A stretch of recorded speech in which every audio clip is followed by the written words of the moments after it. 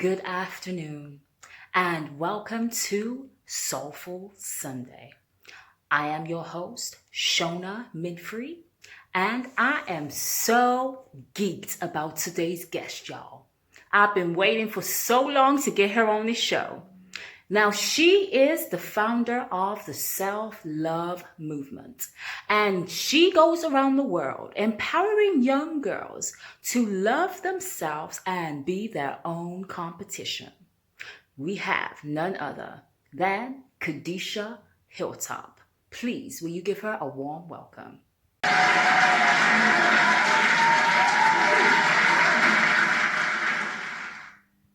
Tonight, Kadisha will be sharing about the movement that she started 5 years ago, the self-love movement.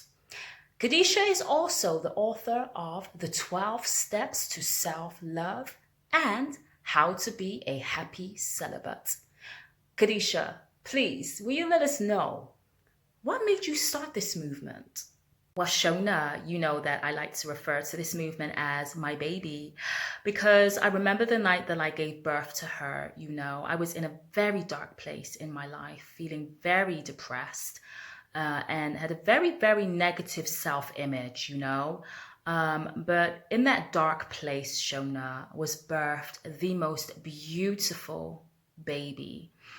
So now I carry her around with me everywhere I go with the help of an amazing team of women who are just as committed as I am to spreading this message across to as many girls and women as we can.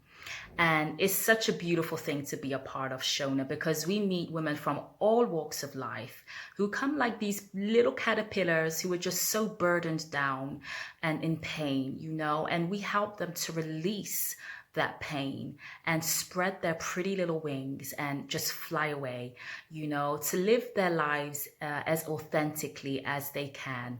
Amazing, amazing. Such a phenomenal work that you're doing there, sister. Now, Kadisha, I'm actually in the middle of reading your book, The 12 Steps to Self-Love, and I am just blown away. Now, Kadisha goes into detail about some of the experiences that she had whilst growing up. And the one that stands out to me, actually, Kadisha, is the one where you talk about being bullied at school for being Black by kids who themselves were Black. Oh God, here we go. Yes, Shona, I was bullied at high school by Black kids for being dark-skinned, and although I can actually laugh about the experience now because, some of the things that they were saying to me were quite hilarious, but at the time it was hurtful. It brought a lot of insecurities out in me. I remember going home most days from school and just really wishing that I was light-skinned. I cursed God for giving me Black parents. I wish that one of them were white or light-skinned so that I wasn't so dark. And, it's a very sad thing for a Black child to hate the skin that they're in. So, it was just, I know a lot of kids, they experience bullying at school, but the thing is what people need to realize is that bullying, it doesn't just affect you for the period that it's happening in. It can go on throughout your adult life as well. And for me, I would say that I only have recently just gotten over some of the insecurities that I had that stemmed from being bullied. So, this is why I like to go around and help young people, as well as women who are still suffering from the effects of being bullied.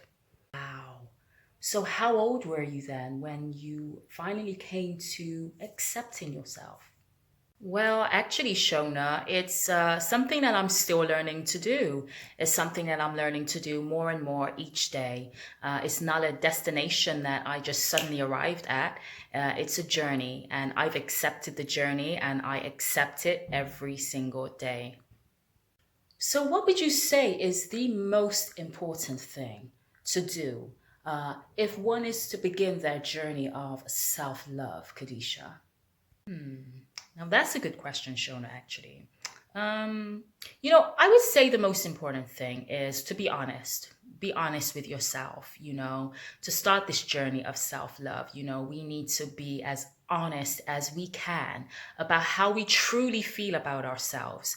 And I'm not just talking about how we feel about the way that we look. I'm talking about how we feel about certain experiences that we've been through, because one thing that's so common, especially in the Black community, is we don't talk about certain things. We kind of brush them under the carpet, whether that be for shame, whether it be for fear, whatever it is. But to start this journey, one must be honest with themselves. So that's step number one, I would say, Shona. So how does your spirituality tie into all of this, Kadisha? You mentioned in chapter 12 how you feel that if it wasn't for your spirituality, you do not believe that you would have had the strength to make it through some of those hard times that you've gone through. Yes, Shona, I'm a very spiritual person, as you know.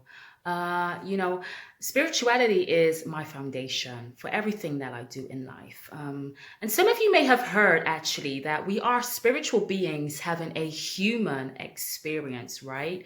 So it comes natural for many of us to be spiritual. But I was raised in the church and I left the church, but I maintained my connection with spirit.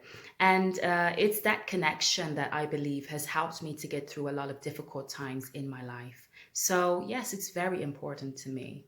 Amazing. Thank you so much for sharing that, Kadisha.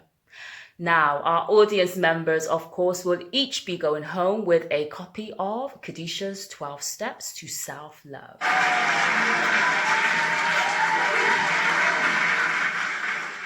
And for those of you at home who are watching and would like to purchase your copy, can go to the Soulful Sunday website in the bookstore section, where you will find Kadisha's books there.